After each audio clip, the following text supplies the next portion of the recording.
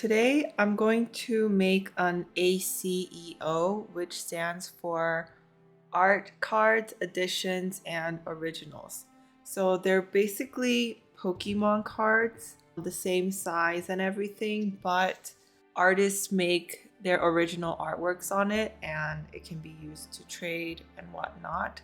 So I'm going to create one for fun and upload it on eBay and see how it performs. Thankfully, it's the size of a Pokemon card, so I went ahead and traced it and masked off the borders. I will be drawing an ice cream seal.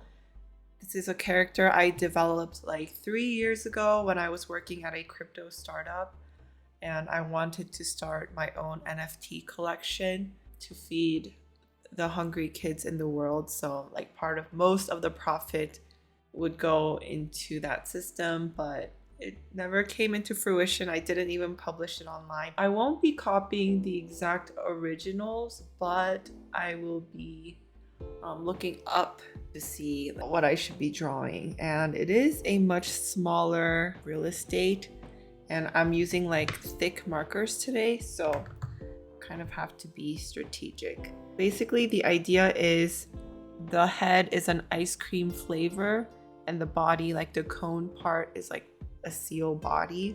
When I was in high school, I used to draw for sure before every painting to know exactly like what my placement was going to be. And I think that really helped with the final polish of my art piece. But after I started painting more as a hobby, I kind of stopped drawing before my painting and just kind of went with the flow. And I think there are pros and cons to that method. You end up at a piece that you didn't plan for, which can be beautiful, but also you can kind of get stuck trying to find that shape. It becomes more of an exploratory rather than like an execution focused work. But since ACEO cards, they need to be shareable, or like since this is like an experimentation, I'm going to see if I can try the sketching first method. So the arms will go like this, then I'll give it eyes. One thing about the digital version that I have is I felt like I wasn't able to be as fluid with my line work, but I think here it feels good, and it doesn't have to be perfectly symmetrical. I think that's good. Just do the eyes. And I think this scoop, the outer C's work because it also acts as a chubby cheek. I want to do strawberry flavored and maybe just like a classic cone pattern. Just to start, you know, nothing crazy. Here's the pink color.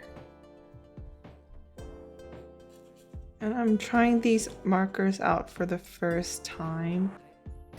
It doesn't blend, so it's going to give a very like graphic look to it. But I want to see if I would eventually want the type of markers that afford blending. You can kind of see the pencil marks, but I think it's okay. It works because I can fill in the nose for now, but I still see the outline. So the skin of the seal is the flavor and whatever is exposed.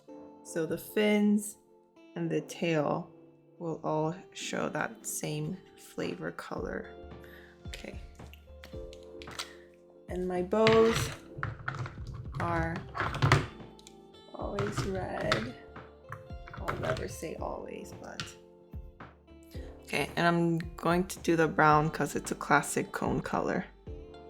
One thing about real physical art compared to digital art is, especially with markers, you can't really undo what you put down is the final stroke.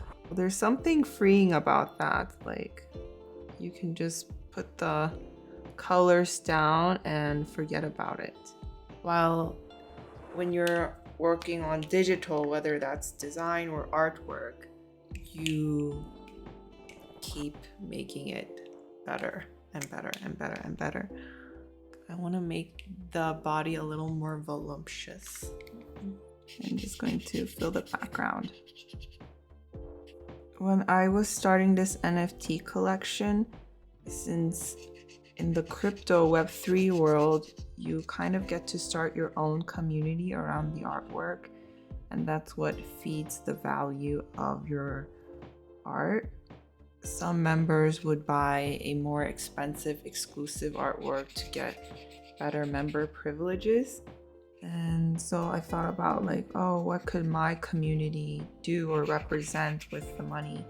And another thing about crypto is that there is like a public ledger, which is recorded on the blockchain.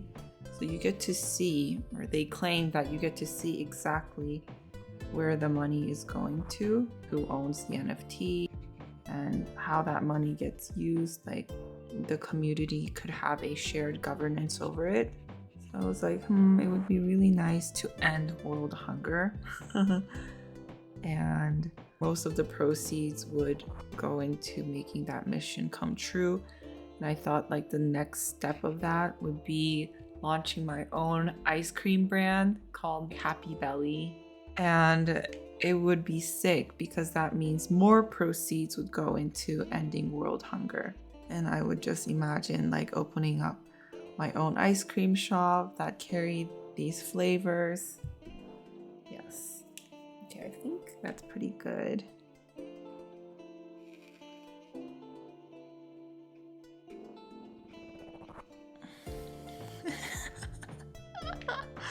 Okay.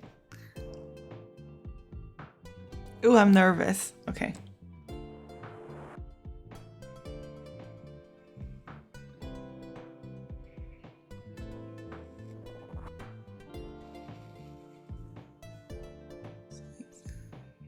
Like that. Nice. I'm kind of careful about this, like, paper boogers, because I don't want it to smudge. The eyes.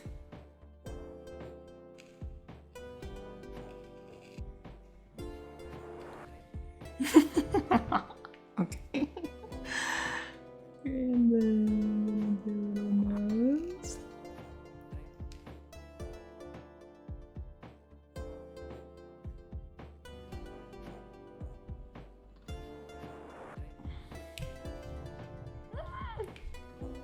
The body. I wanted to give it like cross marks, you know?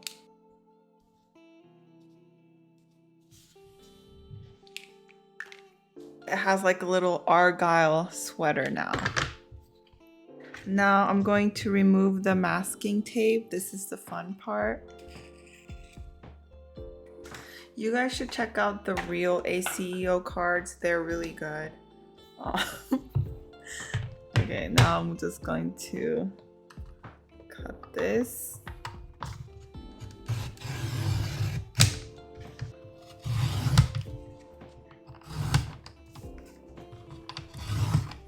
Okay, I hope it's the right size.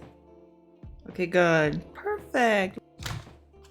And then some people just sell it like this, but I also wanted to try rounding out the corners. A little larger than I thought, the radius, but okay. That's my first ACEO card. The white border is cool, but now I'm thinking maybe I should just color in the rest of the card. Yeah, because it covers the marks. The white border, unless you get it exactly right, it's very difficult to make.